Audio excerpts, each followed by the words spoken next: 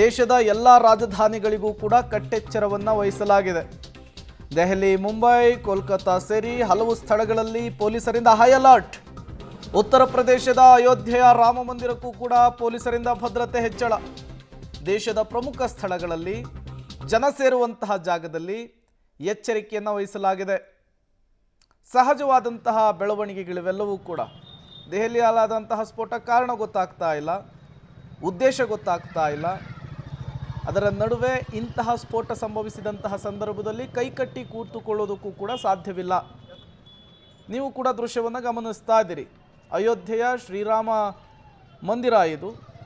ಶ್ರೀರಾಮ ಮಂದಿರ ಉದ್ಘಾಟನೆ ಆಗಿದೆ ಈಗಾಗಲೇ. ಅತಿ ಹೆಚ್ಚು ಸಂಖ್ಯೆಯಲ್ಲಿ ದೇಶ ವಿದೇಶದಿಂದ ಭಕ್ತರು ಇಲ್ಲಿಗೆ ಬರುವಂತಹ ಜಾಗ ಇದು.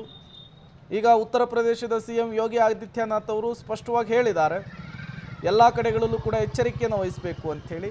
ಹಾಗಾಗಿಯೇ ಅಯೋಧ್ಯೆಯ ಶ್ರೀರಾಮಚಂದ್ರ ದೇವಸ್ಥಾನದ ಮುಂಭಾಗದಲ್ಲಿ ಪೊಲೀಸರ ಸರ್ಪಗಾವಲನ್ನು ನೀವು ಗಮನಿಸ್ತಾ ಇದ್ದೀರಿ. ಲಕ್ಷಾಂತರ ಸಂಖ್ಯೆಯ ಜನ ಸೇರುವಂತಹ ಜಾಗ. ದೆಹಲಿಯಲ್ಲಿ ನಡೆದಿದ್ದು ಭಯೋತ್ಪಾದಕ ಕೃತ್ಯವೇ ಆಗಿದ್ರೆ ಅಯೋಧ್ಯೆಯೂ ಕೂಡ ಭಯೋತ್ಪಾದಕರ ಟಾರ್ಗೆಟ್ ಲಿಸ್ಟ್ನಲ್ಲಿರುವಂತಹ ಜಾಗ. ಹಾಗಾಗಿ ನೆಗ್ಲೆಕ್ಟ್ ಮಾಡೋದಕ್ಕಾಗಲ್ಲ, ಕೈಕಟ್ಟಿ ಕೂತುಕೊಳ್ಳೋದಕ್ಕಾಗಲ್ಲ.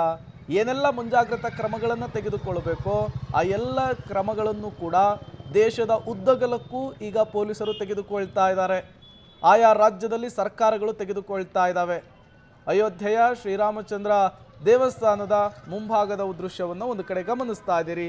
ಬೆಂಗಳೂರು ಸೇರಿದಂತೆ ದೇಶದ ಎಲ್ಲ ರಾಜಧಾನಿಗಳಲ್ಲೂ ಕೂಡ, ರಾಜ್ಯದ ರಾಜಧಾನಿಗಳಲ್ಲೂ ಕೂಡ ಇದೇ ರೀತಿಯ ಕೆಟ್ಟೆಚ್ಚರವನ್ನು ವಹಿಸಲಾಗಿದೆ. 7 ಗಂಟೆ ಅಷ್ಟೊತ್ತಿಗೆ ದೆಹಲಿಯಲ್ಲಿ ಕಾರು ಸ್ಫೋಟ ಆಯಿತು. ಕಾರಿನ ಸ್ಫೋಟದ ಒಂದೊಂದೇ ದೃಶ್ಯಗಳು ಈಗ ಹೊರಬರ್ತಾ ಇದೆ. ಒಂದು ಕಡೆ ಘಟನಾ ಸ್ಥಳದಲ್ಲಿ ಬೆಂಕಿ ಯಾವ ರೀತಿ ಹೊತ್ಕೊಂಡಿತ್ತು ಅನ್ನುವಂತಹ ದೃಶ್ಯವನ್ನು ಗಮನಿಸ್ತಾ ಇದ್ದೀರಿ.